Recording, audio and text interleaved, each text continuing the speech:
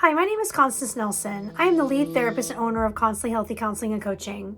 And today I'm going to talk to you a little bit about child coaching. This can be tricky. I'm a Gottman certified child coach. And what that means is I understand the emotional intelligence as well as the intellectual intelligence of my kids. It can be a little daunting when my parents come into my office, and I will only see the kids if I see the parents for coaching. It's very important to me that we have a holistic approach to any kind of behavior problems or anything that's disrupting the family unit.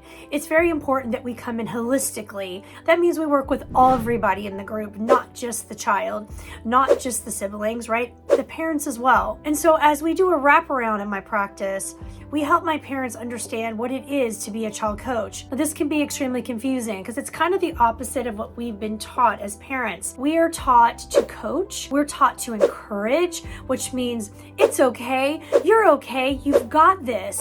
And that's exactly opposite of the way we need to parent our kids. This can be confusing. And sometimes my parents push back at me like, no, you don't get it. Like, I'm trying to get them to the right place, or I'm trying to help them understand, or I'm trying to make sure they get to college, or I'm trying to make sure they're able to navigate through certain things in their lives. And I'm like, okay, you can't teach that. And that's the problem. Our kids have to learn this on their own. Now, we can model this behavior. So sometimes I have kids in my room or young adults in my room that have been raised by a parent, for example, that just took care of the children and didn't take care of themselves. And this young adult will find herself or himself on my couch, wondering why they're in an abusive relationship or a relationship that they don't want to be in, and they know they shouldn't be, but they stay in it. And as I start to question them about their family or their mother specifically and how she raised them, what I always get back is, my mom was amazing. She took care of everything and everyone and really never took care of herself. And I cock my head to the right a bit and go, exactly the way that you are as a young adult, taking care of this person in your life who's abusing you or not being kind to you and staying. Because you're not taught or learned to take care of yourself because your parents or your mother specifically didn't model this behavior. Now, again, I realize how twisted this can sound, and then we feel like, oh, something's wrong with mom. I don't want to blame mom. No, we're not blaming anybody. We're just trying to understand how we got here and how these behaviors that we're modeling or our kids are modeling are not working. And some of them are failing out of school or addicted to marijuana, or sometimes we put them on antidepressants as soon as we can, but they're not learning to regulate. Okay, so what does regulation mean? Regulation means how can they get through an emotional event and be able to navigate through it effectively, which means they're going to suffer. But my parents don't want their kids to suffer.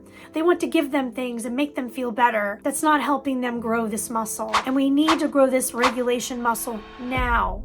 When we're teen years, not when we're at work or we're having an outburst at a company. Our bosses are not going to be okay with that. So this is where, in this container, we need to let our children, which means container, the household. How can we create this household experience for our children? Another way we don't coach our kids is we don't want them to know about death. So we'll flush, the goldfish down the toilet, or we went to the puppy farm. The dog's no longer here. He's frolicking in a farm. That is not teaching your child how to grieve. So in her older years or his older years, when something hits them, something grieves, something they lose, like a girlfriend or a boyfriend, this will devastate them. Sometimes my kids just want to hurt themselves. And I'm like, what is happening? Well, because we haven't taught them to grieve. I buried many hamsters in my backyard, fish, things like that, for sure. Because that's how my parents taught me to grieve, that it's okay to feel pain. And I think that's where we get caught up. We don't want our kids to feel pain. And that's something that they need. They need to feel pain now and regulate, which means allowing their bodies to feel the gamut of emotions and come the other side. We have to do this now, between the 0 and 18 years, not when they're in a company or in high school. Again, when someone bullies them or their partner breaks up with them and they want to really hurt themselves. I hope this is making sense and this is getting some clarity from my parents. So, how do we emotionally coach our child and not intellectually coach them? And one of my favorite examples is when I grew up, I was in a neighborhood, and I can remember the guys or the boys in my neighborhood were fixing cars. And they had a lot of motivation because back then buses did not come to your house. You had to walk blocks and blocks to get to the bus. The buses were not fun. It was cold. I lived up north and there was a lot of motivation to drive. So these 16-year-old boys were working on these cars and they worked and worked and worked on these cars. Never can I remember an adult coming out and going, "Don't worry about the car, I'll buy you one."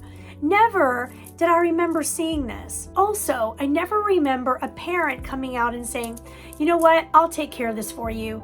I'll fix it." No, these guys fix these cars on their own. I can remember working to the junkyard, getting these pieces with them. I wish I paid attention more, but I didn't. I can't fix a car. But I remember them fixing these broken down cars that they got from a junkyard or wherever, or the parent may have bought them. And when they fixed this car, there was no YouTube back then. There was no way to figure it out but problem solve. Problem solving allows the brain a mechanism to self-soothe.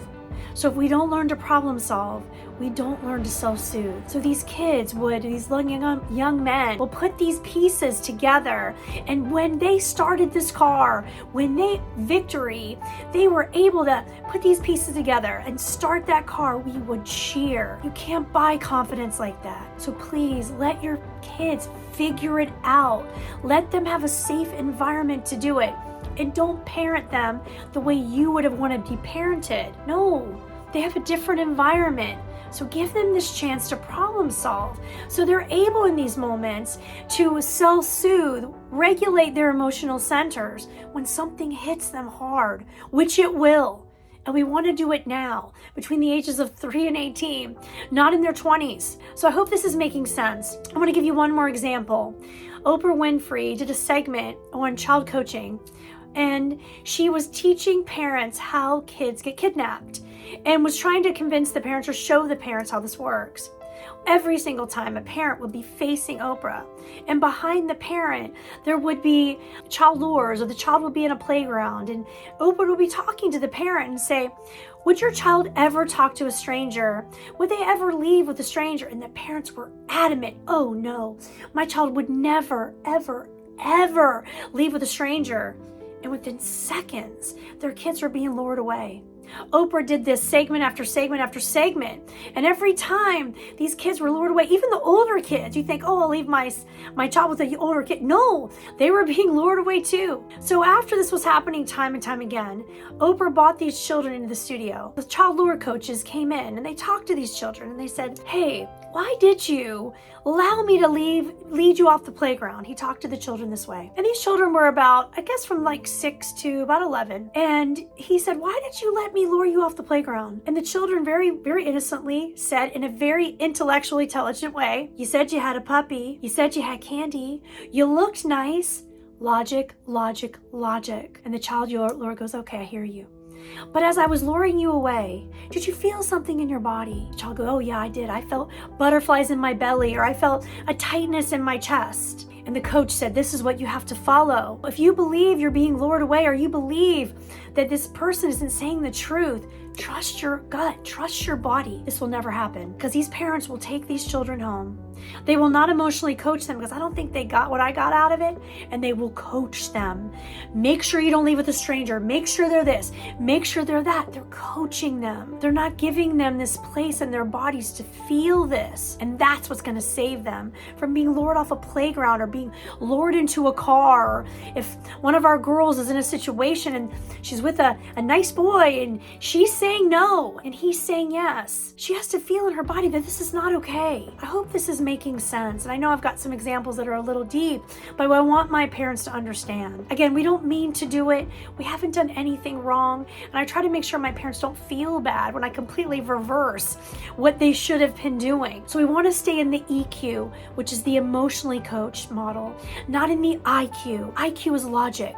Logic, logic, logic, logic, logic. Logic doesn't save us because the same side of the brain that's telling us don't get lured away, it's not okay, is the same brain that says it's okay, you can trust this person. We have to trust our bodies. We have to trust this piece inside of us. So I do have one more example, and this is a great example of an emotionally coached child and an intellectually coached child. So if a parent is intellectually coaching a child, let's say Johnny comes home from a baseball game and he struck out, he's 7. and he is devastated that he has struck out in this baseball game. The intellectually coached parent will say, Johnny, what happened? And Johnny will go, oh my gosh, I struck out. It was awful. The kids hate me. I don't know what I'm going to do. So the coach, yeah, you hear me? You know it's coming. My intellectual coach parent will go, it's okay, Johnny. No, the kids don't hate you. Yes, Mom, they hate me. No. Remember that other game? How well you did, Johnny? It's okay. In that moment, that parent is not validating Johnny's feelings. They're trying to make him feel better, probably because they want to feel better. So they're not serving Johnny at all. They don't mean to. Their intentions are good, but they're coaching him intellectually. They're not emotionally coaching him. So the same child comes home, different parent, an emotionally coached parent. Johnny comes home from the baseball game. He's devastated. He's struck out. He's not happy. The emotionally coached parents, they ask questions. Johnny, what happened? And Johnny goes, wow, I struck out. It was awful. The kids hate me. I ruined the whole game. And the emotionally coached parent will go, oh, okay, I hear you. Tell me more. How'd you feel? Oh my God, I felt awful. I let the whole team down. I'm a terrible baseball player. Okay, Johnny, I hear you. It makes sense that you feel this way.